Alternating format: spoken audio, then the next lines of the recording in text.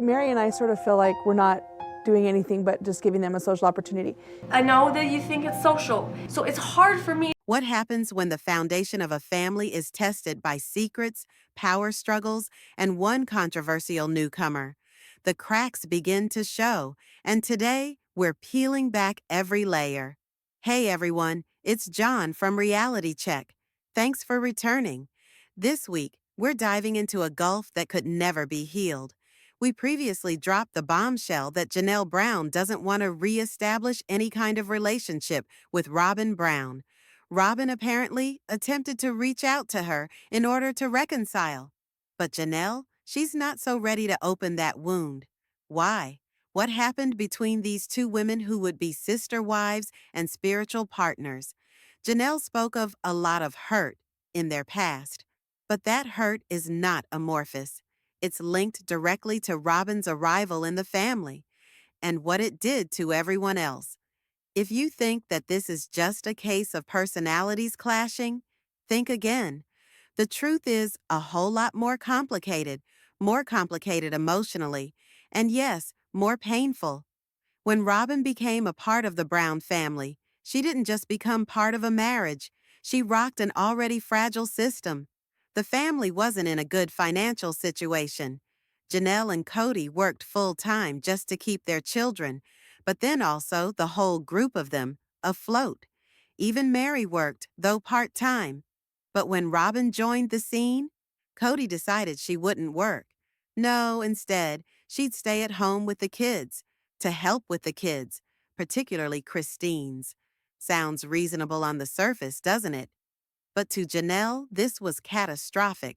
Already so thin, she now had to provide for not only another adult, but Robin's 3 children as well, all without any extra money.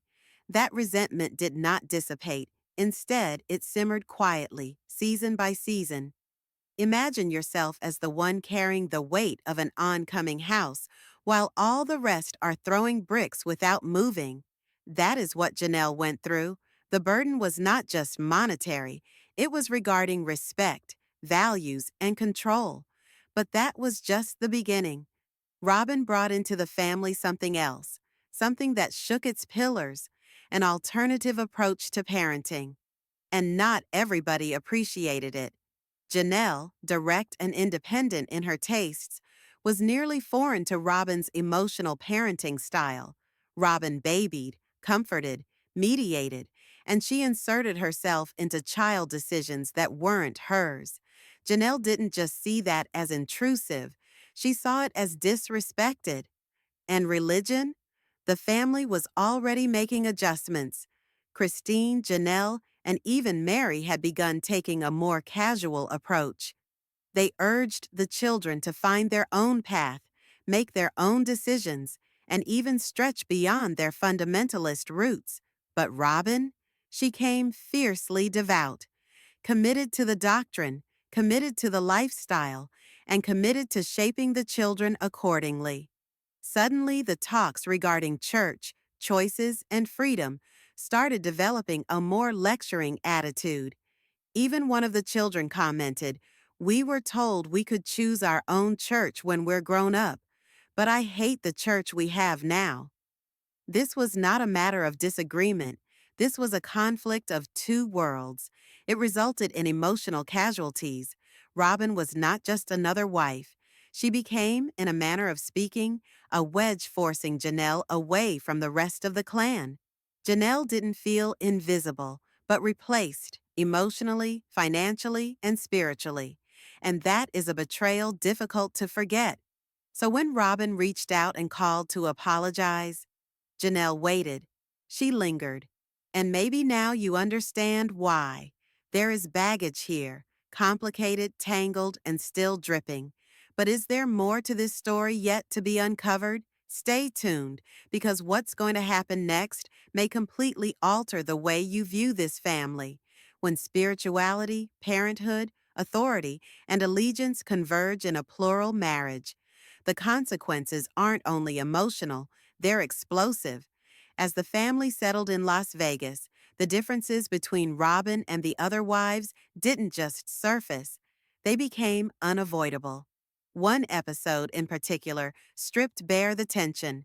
Robin objected to allowing the kids to go to a youth group at a local Presbyterian church. Her reason? She believed their children had to be totally immersed in their religion. No compromise, no exposure outside of it.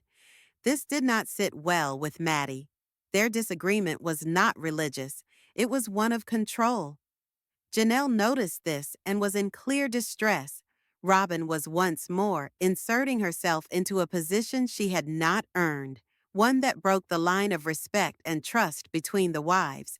And it didn't stop there. Shortly after they moved, Robin became pregnant with Solomon, yet another addition to the family and still no economic contribution.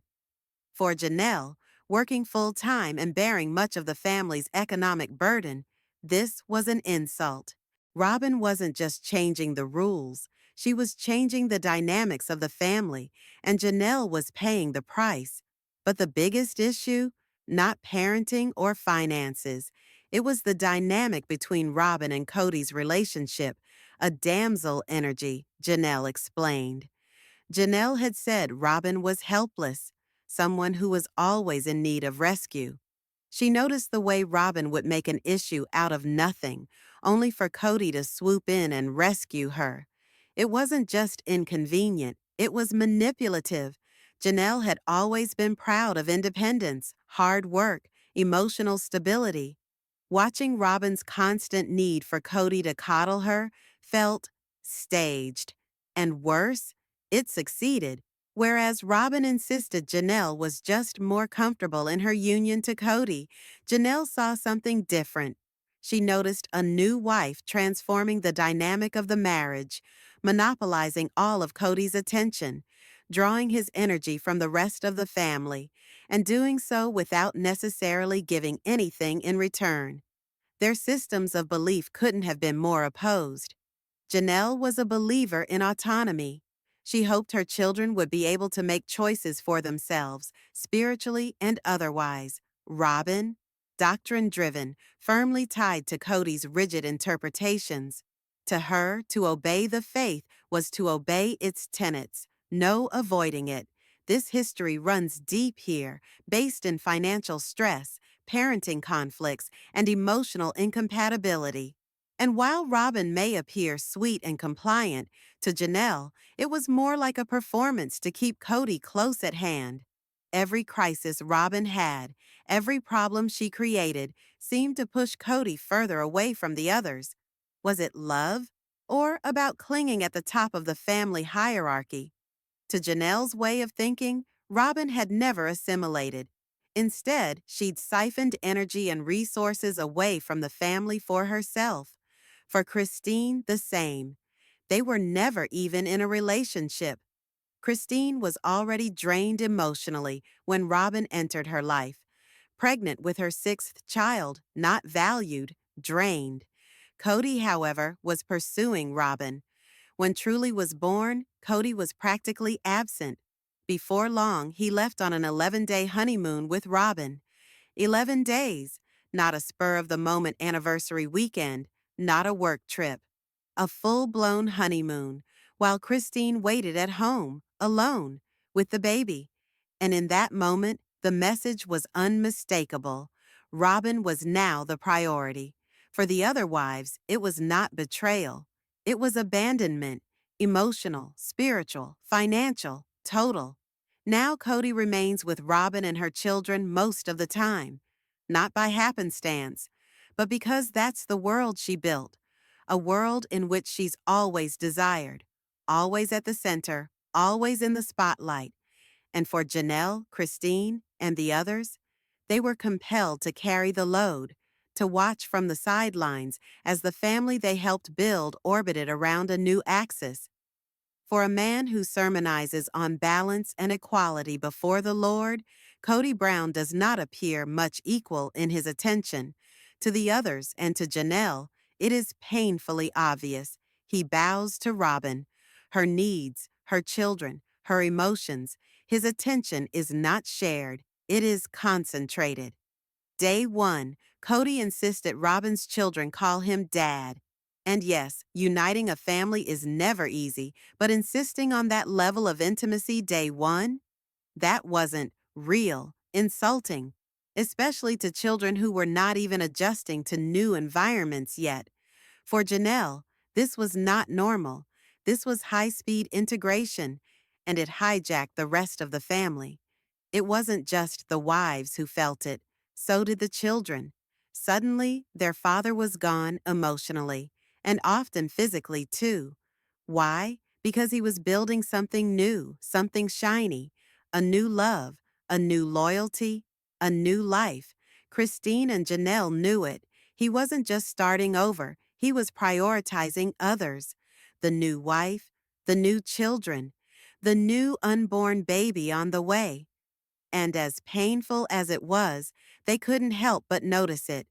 Robin had taken their places at the center of Cody's world. Christine's aunt, Kristen Decker, a voluble ex-polygamist, once explained to her something that now makes sense. In most of these societies, a man's focus shifts to the new wife. She's the future. She's the one who's meant to bear more children, more souls for his heavenly empire.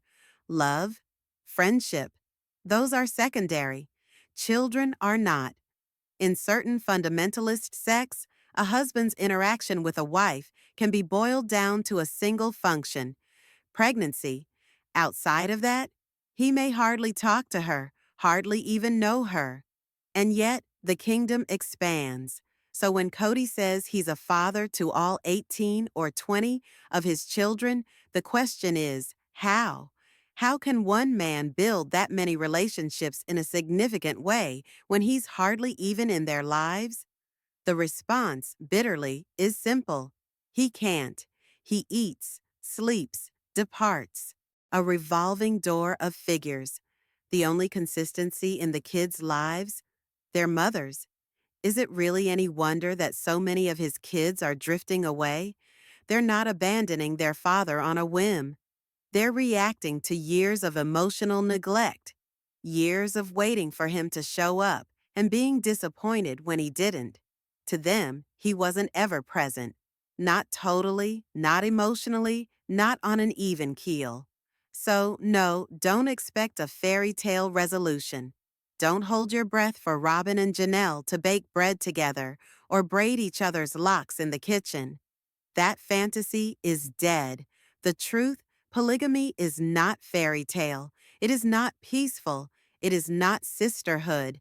It is a system which breaks hearts, sets women against each other, and leaves children in the wreckage. What you are witnessing now is not dysfunction. It is truth. It is what happens when a family built on uneven ground begins to crumble under the weight of its own contradiction. What do you think? Can it ever really be fair? Or was it set up to fail from the start? Let me know what you think in the comments below.